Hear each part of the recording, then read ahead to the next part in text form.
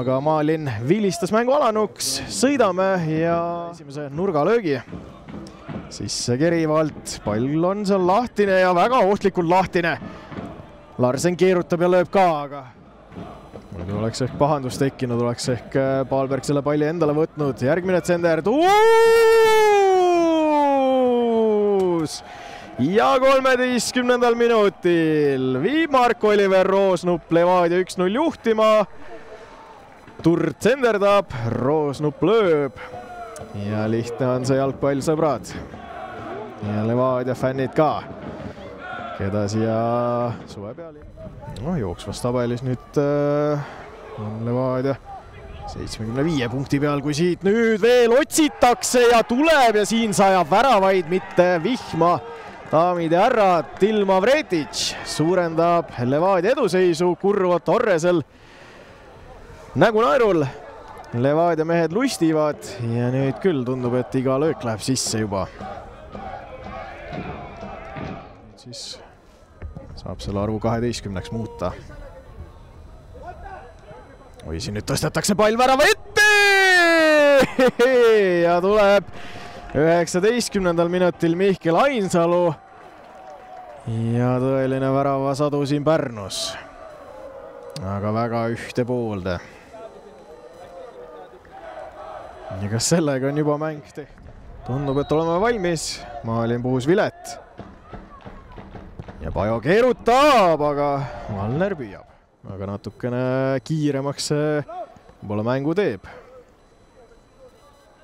Larsen nüüd vasakul äärel liigub keskele. Mängitakse tippudega. Vahelduseks Peetson palliga vastase karistusalas. Vendel konksutab. Läheb löögile ka Nõmm. Lõpuni pall ja käi. Pikem sööt ette vasakusse äärde. Larsen jõuab, on ruumi, on aega. Aga ei läinud see sööt kohale. Roosnupp! Vapruse fännid on ka tänapäeva Eesti popmuusikaga kursis. Vaatame selle olukorra ära ja tasub vaadata. Martin Kris Palberg lööb ikkagi ühe värava tagasi Vapruse eest 56. minutil ja kui mees oli terve esimese poolaja Ibora taskus, siis nüüd rabeles sealt välja ja kordab seda kiiresti sellest.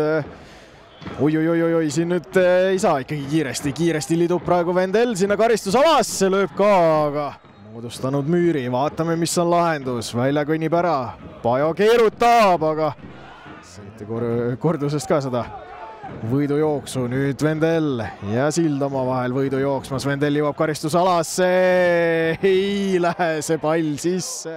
Vendel teeb neid asju täna, teeb korralikult, aga siin nüüd halba tagasisööd, Pajo karistusalas, Pajo lööb ja ei lähe ka see pall sisse. Vaprus jälle ründamas, Limberg. Liivak tagasitööd tegemas, sööt värava ette ja ka lõpetuseks saab Villota palli kätte. Sööt värava ette, seal on Pajo, ei taba palli, sööt edasi. Ale ei saa seda palli võrkunud. Ja Malin vilistab mängu lõppenuks. Tallinna Levadia jätkuvalt hingab. Pärnu Vapruse poolkaitse Tristan Pajo täna 1-3 kaotus Levadia vastu. Viimati võitsite sama skooriga Levadiat. Esimesed, tähendab 3 väravat Levadia poolt löödi ära esimese 20 minuti jooksul. Mis seal täpsemalt juhtus? Kas näljane lõvi kuidagi hirmutas teid ära või mis seal kuidagi maksvusele pääses neil? Ma arvan, me pigem ise kinkisime selle mängu kohe alguses ära, et väga lihtsad vead, et ütleme nii, et kedagi ei saa süüdistada, et kogu tiim nagu läks täiesti alt esimese 20 minutiga. Et mis teha, aga siis saime mängu käima ja ma arvan, et ülemäng oli normaalne, et ei jäänud nagu häbisse. Millised need riietusruumi jutud teil olid, et 0-3 olite taga? No esimesel poolajal väga palju mingeid ohtlikke momente ka ju teil tegelikult ei tekkinud, et see sinu karistuslöök ehk oligi kõige ohtlikum, aga teisel poolajal seevastu ju lõite ühe tagasi ja sul tekkis väga palju šansse, et ka see teine ära lüüa. Ja, et poolajal ikkagi saime natuke pikki päid jalgu ja siis hakkasime jooksma, hakkasime pressima ja see oligi, et ma arvan, et teine pool oli täiesti meie oma, et oleks võinud. Muidugi nad oleks võinud ka kontraga meil ära lüüa, aga ma arvan, et me oleks pidanud vähemalt 1 veel, kui mitte 2 veel siin lööma. Võib-olla täpsustad ka, kuidas see pikipäid seal riietusruumis oli, et mida Igor Prins täpsemalt teile ütles? No olimegi esimene poole passiivsed, nagu ei olnud mängus sees ja ma arvan, et oli ka näha teisel poolel, kuidas kõik jooksid, pingutasid, pressisid ja sealt hakkasid ka asjad sündima.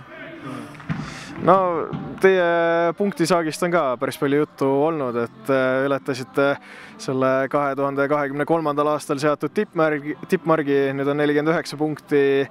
No ihkate ju ikkagi rohkem, et see 50 kas või täis saada. Ja ikka, et ei ole hooaeg läbi, et lähme veel 2 mängu jäänud, 2 tugevat mängu, et lähme üritame natuke kaarte segada.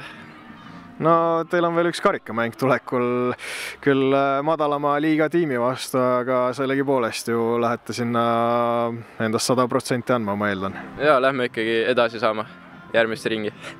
Kui tähtsad need karikavõistlused Vapruse kui klubi jaoks on? No ikkagi peaaegu sama tähtsad, kui mitte isegi tähtsamad kui liigamängud, et sealt on suur võimalus nagu midagi lahedat korda saata ja jõuda ka Euroopasse, kui veab. Aga samas on tähtis ka see, et saaks ehk kuidagi Narva Transi ees 5. kohal lõpetada, kus Vaprus ei ole lõpetanud, et 6. koht on seni laeks olnud. Jah, vaatame mäng korraga ja kindlasti üritame neist ette saada. Okei, aitäh sulle, Tristan, ja palju edu edaspidiseks. Ja Tanel Tammik ka Levadia poolelt meie juurde oodatud. No Tanel, palju õnne. 3-1 võit, sa võid isegi natuke lähemale tulla. Alustame sellest, kui palju te kas siis riietusruumis või bussis jälgisite seda, mis parasjagu Paides toimus Paide ja Flora vahel? Eks ikka natukene sa jälgitud, aga pigem on ikkagi keskendumine oma mängule, et lõpuks ju on niimoodi, et meie teeme oma tööd, meie peame võtma maksimumi, mis siin järel on ja siis vaatame lõpuks, mis see resultaat hooaja lõpus on. Kui raske on üldse niimoodi mängida, teades, et Flora mängib enne, saab teatud tulemuse ja siis pärast on kõik silmad teie peal? Ei, see on jällegi samasugune vastus, et tegelikult me keskendume ju endale, et vahet ei ole, kas me mängime enne, päev enne, 2 päeva enne või pärast neid, et see on lõpuks sama, et töö tuleb saama korralikult ära teha. No täna 3-1 võit, need kõik 3 väravat lõite esimese 20 minuti jooksul ja üsna väikese vahega, isegi seal 6 minuti jooksul need kõik 3 väravat tulid, et mis selle võidu täna tõi, et kas see, et kuidagi teid pärast Paide mängu vihaseks aeti ja te nüüd Vapruse peale ennast välja elasite? Ma arvan, kindlasti oli mõju ka sellel Paide mängul, sest ikkagi peale kaotust jääb ju Mõru Maik, eriti kui oli tähtis mäng. Aga praegu ma arvan, et see võit tuli puhtalt selle pealt, et häälestus oli hea, momentumi saime kätte peale esimest ja seal võib-olla lihtsalt asjad jooksid täpselt nii, nagu meil vaja oli. No Paide mäng lõppes sulle väga õnnetult, et pidid kanderaamil lahkuma. Palun räägi, mis seal täpsemalt juhtus, et praegu oled elu ja tervise juures, mida on alati rõõm näha, et kohe said tagasi väljakule? Siuke väike tööõnnetus käib nii-öelda kaitsemängija juurde, lihtsalt õnnetu olukord, aga praegu on kõik hästi. Ehk siis pigem oli ikkagi sellise ehmatusega tegu? Jah, ma arvan, et see hetkes oli hullem, kui ta lõpuks nii-öelda siis välja tuli. No nüüd Floraga vahetabelis 1 punkt, omavahelised mängud on nende kasuks kaldu. Säilib ikkagi teil lootus, et Flora kusagil livastub ja teie suudate ära kasutada selle? Enne viimast mängu ei ole midagi otsustatud, nii et meie läheme paneme võiduka lõpuni. No Floraga kohtute järgmisena karikavõistluste raames. Lähete elate ka oma viha nende peal välja? See on sama tähtis mäng nagu iga teine, nii et seal ei rahulda meil muud kui võit. Okei, aitäh sulle, Tanel, ja palju edu!